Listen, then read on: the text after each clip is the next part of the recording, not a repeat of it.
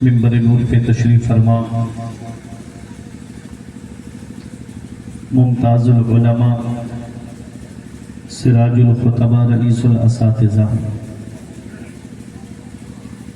پیر طریقت رہبر راہ شریعت خلیفہ حضور تاج الشریعہ صوفی باصفا حضرت علامہ مولانا مفتی عبدالوحید صدیقی صاحب قبلہ سربراہ اعلیٰ دارالعلوم غوثیہ فیض الرضا، وہی میرے عزیز خطیب اہل سنت حضرت مولانا عبدالحمید صاحب قبلہ، نقیب اہل سنت فخر نقابت ممتاز النقبہ مولانا حامد رضا صاحب قبلہ، شاعر اہل سنت ذاکر اسماعیلی صاحب قبلہ، جمیع ارباب منبر، کس کس کا نام لوں کس کس کو چھوڑ دوں، جو ذرہ جس جگہ ہے وہیں آفتاب ہے۔ معزز سامعین کرام، اسلامی رشتے کی ماں اور بہنوں، السلام علیکم ورحمۃ اللہ وبرکاتہ۔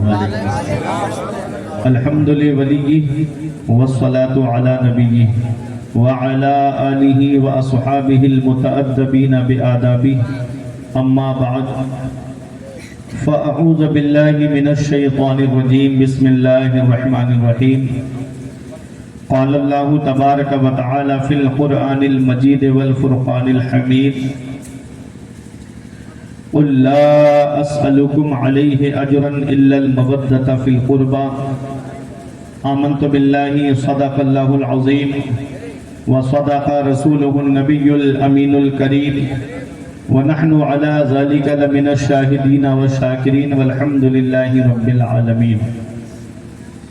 آئیے حضرات، ہم اور آپ مل کر سب سے پہلے مصطفیٰ جان رحمت، شمع بزم ہدایت، کعبے کے بدر الدجا، طیبہ کے شمس الضحا، دافع جملہ بلا، شافع روز جزا، جس نبی کی عظمت و شان کو بیان کرتے ہوئے میرا امام فرماتا ہے، اللہ کی سرتابہ قدم شان ہے یہ، انسان ہی انسان وہ انسان ہے یہ، قرآن تو ایمان بتاتا ہے انہیں، ایمان یہ کہتا ہے میری جان ہے یہ۔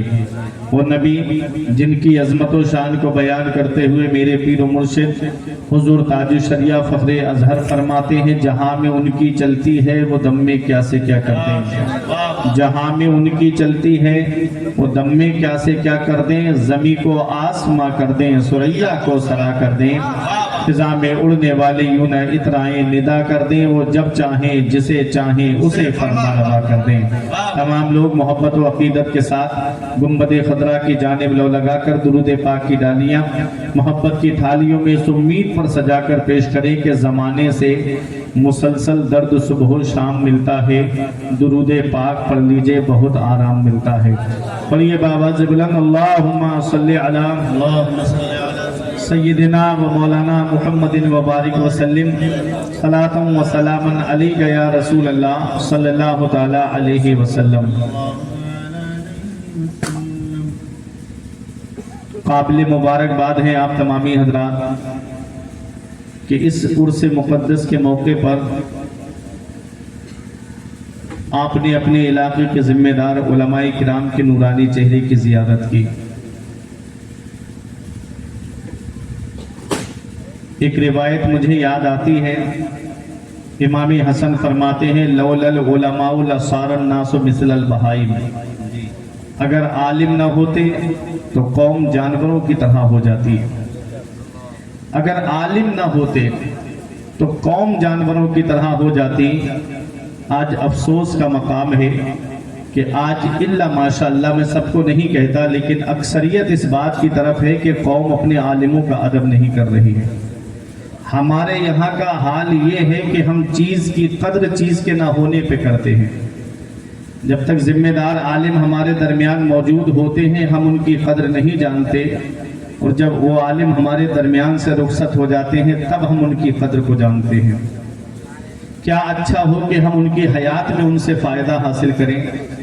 پیغمبر اسلام نے فرمایا، اعبدوا عالما او متعلما او مستمعا او محبا فلا تکن الخامس فتہلک۔ نبی فرماتے ہیں تو صبح اس حال میں کر کہ یا تو عالم بن جا، یا تو تم عالم بن جاؤ یا عالم سے علم حاصل کرنے والے بن جاؤ۔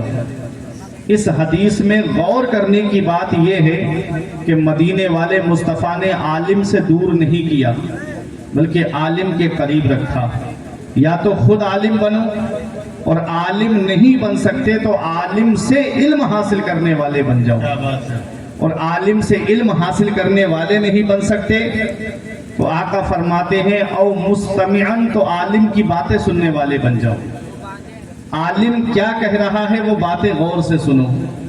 اصلاح معاشرہ تبھی ممکن ہے جب آپ عالموں کے قریب ہوں گے. آج 5 منٹ کی کلپ سن کر آدمی سوشل میڈیا پہ خود مفتی بننے کی کوشش کر رہا ہے. جن مسائل کو سمجھنے کے لیے علماء کرام کو 13-14 سال مدرسے میں لگ جاتے ہیں، پھر بھی بعض مسائل ایسے ہیں کہ جن کو سمجھنے کے لیے بہار شریعت یا فتاوی رضویہ کا سہارا لینا پڑتا ہے، تب کہیں جا کر کے مفہوم ذہن میں بیٹھتا ہے. اور یہ 5 منٹ کی کلپ سن کر کے کیا مسئلہ سمجھیں گے؟ اس لیے اپنے عالموں کے قریب ہو جاؤ. یا تو عالم بنو، یا عالم سے علم حاصل کرنے والے بنو، یا عالم کی باتیں سننے والے بن جاؤ. افسوس کا مقام ہے کبھی کبھی احساس کمتری کا عالم شکار ہو جاتا ہے. کبھی کبھی یہاں تو بہت اچھا ماحول ہے لیکن بعض جگہ ہم جلسوں میں جاتے ہیں تو وہاں کا ایسا ماحول ہے کہ نعت نبی کو سننے کے بعد میں آدمی اپنے گھر کا راستہ لے لیتا ہے. اور جو عالم کچھ پیغام دینے کے لیے آیا، عالم جو کچھ سبق دینے کے لیے آیا، عالم جو کچھ درد دل میں لے کر کے، قوم کے حالات دل میں لے کر کے، ان کا علاج اپنے دل میں لے کر کے آیا، وہ عالم بیٹھ کر کے احساس کمتری کا شکار ہوتا ہے. یاد رکھو، عالم کی باتیں سننے والے بن جاؤ. عالم کی باتیں سننے والے نہیں بن سکتے تو نبی فرماتے ہیں او محبن، تو عالم سے محبت کرنے والے بن جاؤ. عالم سے محبت کرنے والے بن جاؤ. فلا تکن الخامس، 5واں مت بننا. ان کی برائی کرنے والا مت بننا، ان کی برائی کرنے والا، ان کی توہین کرنے والا مت بننا. آج چائے کے ہوٹلوں پہ جا کر کے دیکھو، چوراہوں پہ جا کر کے دیکھو، دکانوں پہ جا کر کے دیکھو، جہاں 4-5 نوجوان اکٹھے ہوں گے، جہاں 4-5 بوڑھے اکٹھے ہوں گے، شاید کوئی ایسی مجلس ہوگی ان کی جس میں کسی عالم کی برائی نہ ہوتی ہو، جس میں کسی حافظ کی توہین نہ کی جا رہی ہو. میرے عزیزو، یہ اپنے دل و دماغ سے نکال دو عالموں کی برائی کرنا. کامیاب تبھی ہوگے جب آپ عالموں کی برائی سے باز رہو گے. نبی نے فرمایا یا تو عالم بنو، یا عالم سے علم حاصل کرنے والے بنو، یا عالم کی باتیں سننے والے بن جاؤ، یا عالم سے محبت کرنے والے بن جاؤ. کتاب القلیوی میں میں نے ایک حکایت پڑھی تھی کہ قیامت کے دن ایک ایسا بندہ آئے گا کہ جس کے لیے جہنم کا ٹکٹ کٹ جائے گا کہ اس کو فرشتے جہنم میں لے کے جا رہے ہوں گے. رب کی رحمت تو بہانہ ڈھونڈتی ہے، رحمت حق بہانہ بھی جو ہے، اللہ کی رحمت تو بہانہ ڈھونڈتی ہے بخشش کے لیے.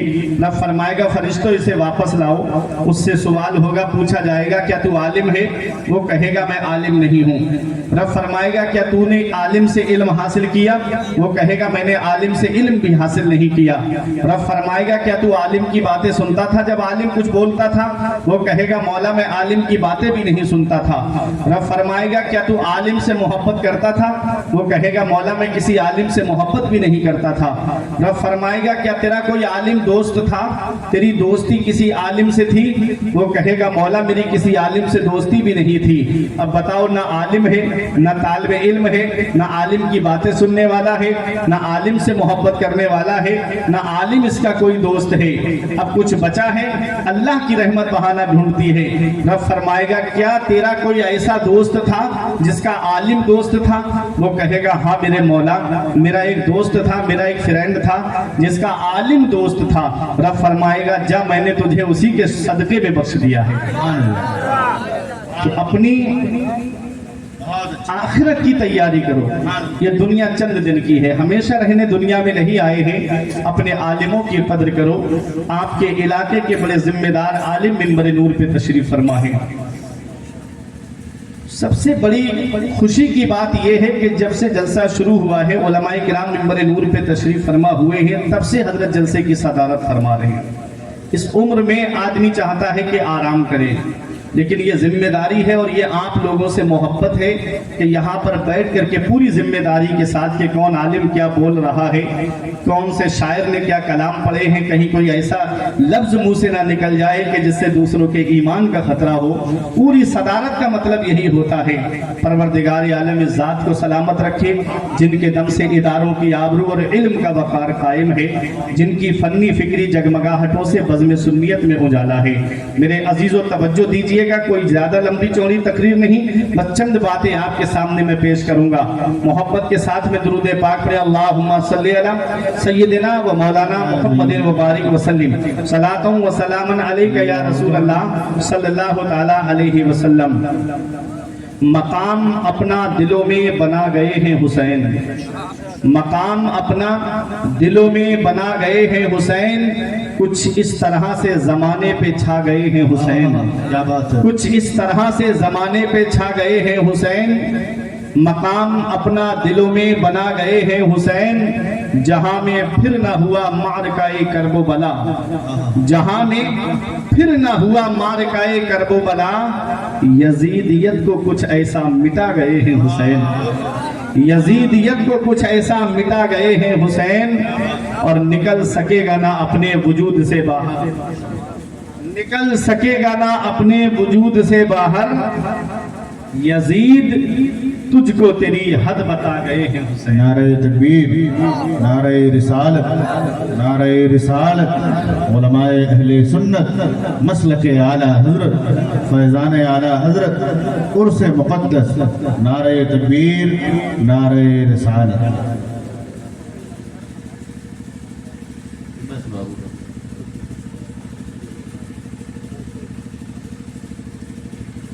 مقام اپنا دلوں میں بنا گئے ہیں حسین، کچھ اس طرح سے زمانے پہ چھا گئے ہیں حسین۔